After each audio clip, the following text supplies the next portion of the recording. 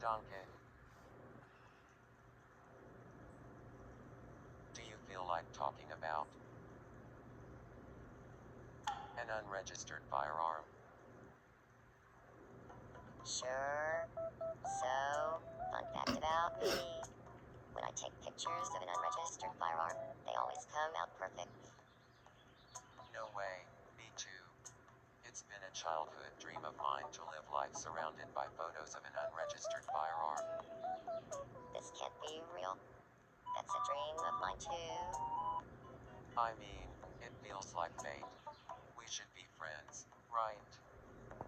I think we are friends now.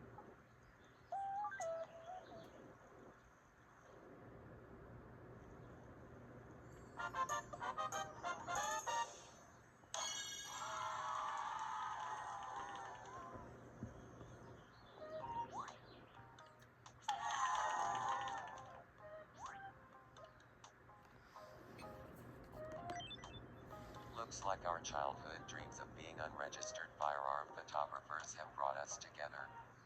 Looks like Gojo and I share the same hobby.